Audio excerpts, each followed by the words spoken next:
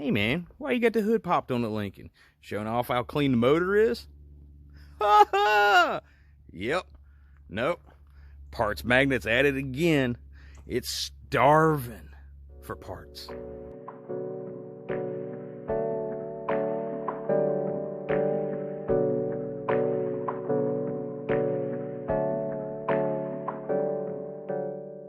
So, the other day when I came back from the car show, I cleaned out the trunk and I cleaned out the interior of all the stuff that I came back with. And stupid me left the switch on to my air suspension. I'll show you.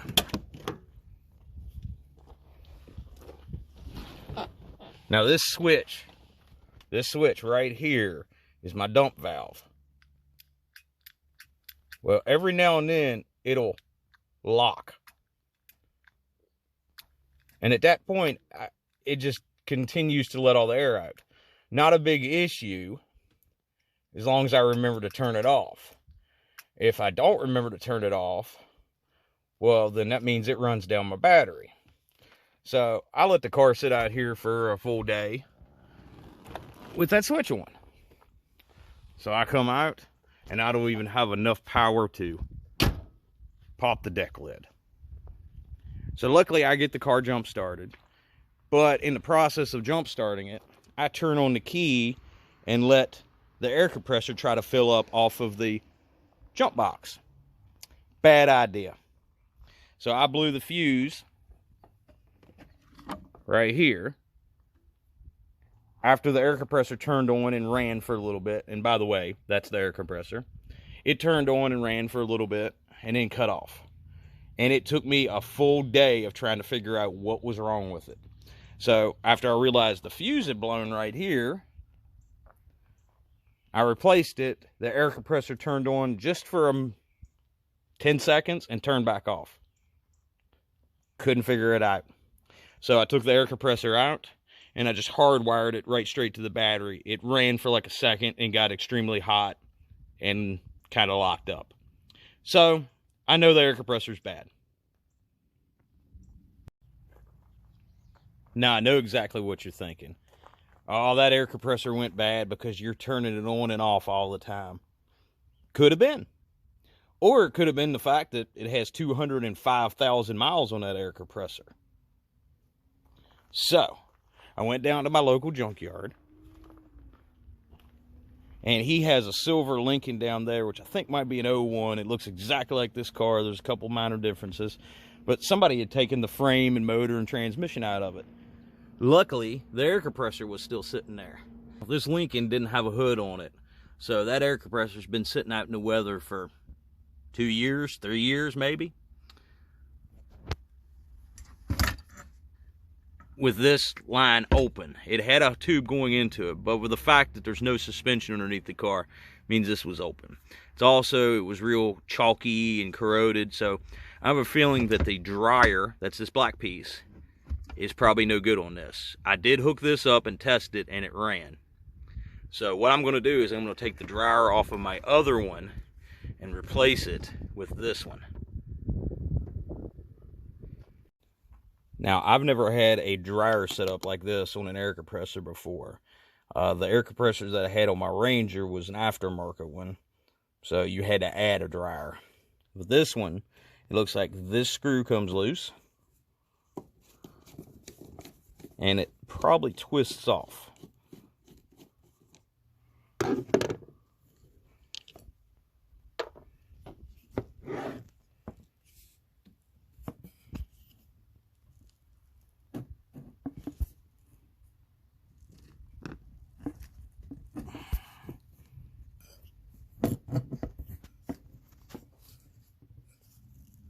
Assuming it just pops out. All I did was twist it to the side and it should pop out. But I have a feeling I need both hands to do this. So I'll be right back. Yep, I was right. All you had to do is twist and then pull. So I'm going to put this one on the one I got out of the junkyard because I think this dryer is still good.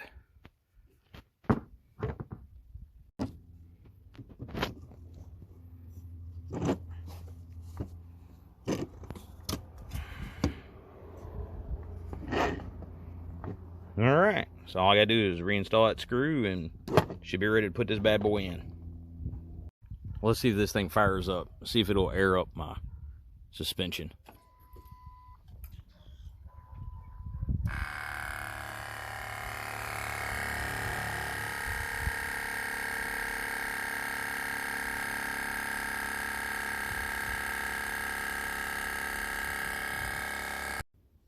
So I've gone ahead and taken out the air box. As you see, it's all gone. Now with the air box gone, you can get the air compressor in and out. So that's the reason why I did that. So let's see if I can get this thing back in there, right into the 3 holes. Okay, now there's 2 up here that up underneath the car you have to get to. I believe they're 12 millimeters. Went through underneath the front bumper, get to them. This one back here is in the fender well, right there, and that's the 3rd one. So I got all 3 nuts on there. Seems like it's pretty secure. It's got a little play in the bushings, but I think it's supposed to. Get that bad boy back on there like it. Yeah, here we go. And so the electrical is all hooked up, and let's hook up my air line.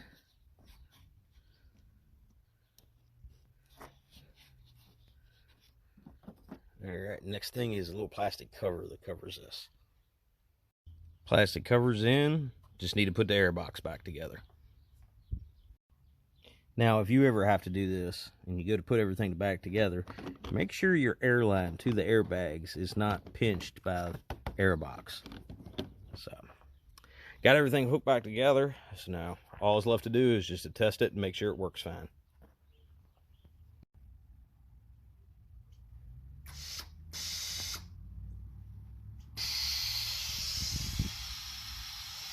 See how I said that locks on?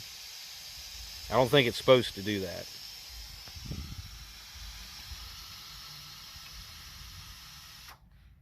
Majority of the air is out. So let's see what it does when it fires up.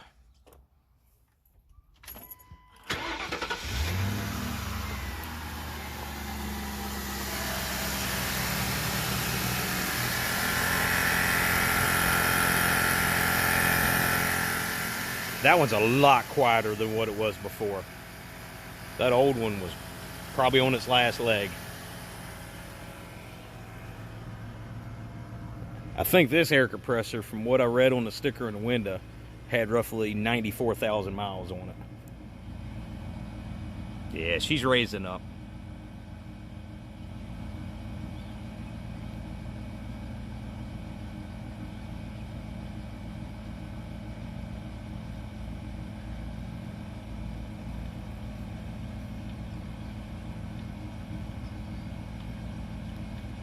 Oh yeah. All right. Now there's a handful of people that have been, why haven't you bagged the front of this? Where's the bags for the front? Why haven't you done the bagging of the front end yet? Well, it's because I've been collecting parts. So let me get some of those parts and show you what I've got so far. Well, I just busted a few of these boxes open. I've had these for a handful of months and haven't even seen a day of light since they got packed up. But these are brand new lower A-arms.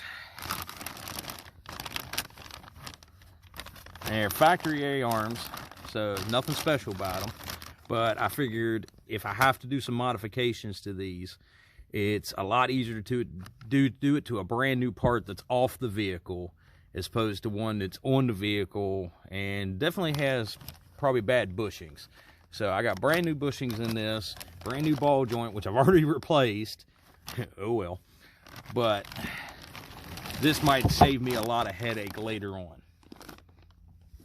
Now, as you can see, I also have a bag and cup kit that I bought from Twisted Images, car and truck parts out of El Reno, Oklahoma. And I didn't even know they had stickers in there. That's pretty cool. Phil from Twisted Images. All right, so let's pop this bad boy open and see what's in this.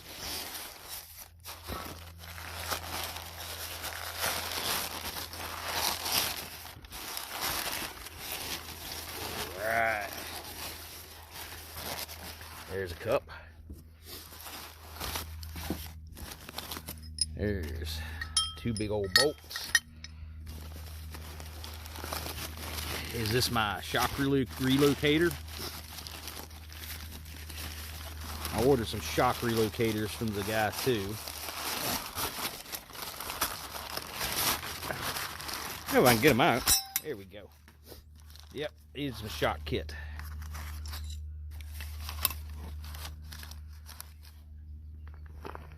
And then these would be the bottom cups, I do believe, or the top cups, 1 or 2. And all my bolts. Ooh, look at all that. Got hardware with it too. That's awesome. Yeah, it's the first time I busted those open since I bought them.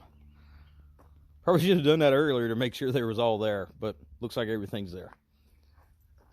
Now, with that said, gotta have the bags. So, one of the car shows I went to this past summer, I got these. Set of airlift.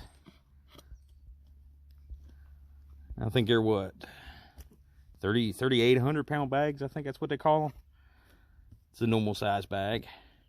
Got a big, huge port here, which I definitely probably won't need that. Don't need a 1/2 inch port, but that's why they make reducers.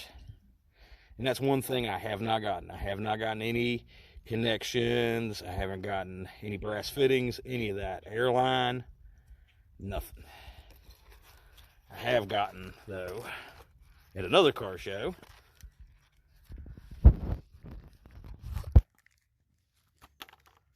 nice air gauge that I'm probably going to hook up to my air tank.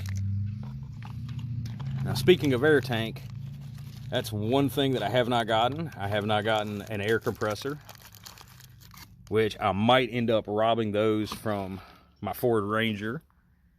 Don't know yet. But I do have a bunch of the wiring to do it. This is a battery isolator for a secondary battery.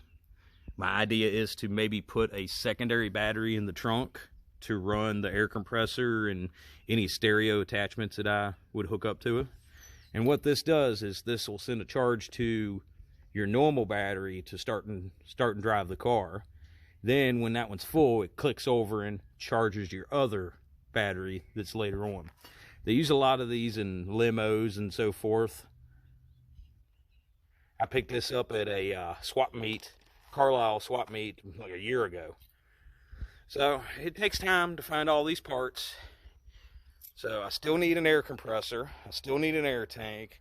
I still need shocks, which is going to be real confusing, because if you look up the factory shocks on this car, they're little tiny shocks, and they have the point at the top, and they have a flange at the bottom with the 2 bolts. That's not going to work for my setup. So I have to figure out another type of shock that's the right length. If anyone watching this video has done that before, send me the information of what shocks you used. I will gladly take a look at it, and we'll go from there. So when I get the rest of the parts, you know, maybe a week's worth of time, I'll see if I can get this bad boy bagged. Thanks for tuning in. Check out some of my other videos. Do all that fancy stuff that they ask you to do. Like, share, and subscribe. It really helps out. And I'll catch you on the next video.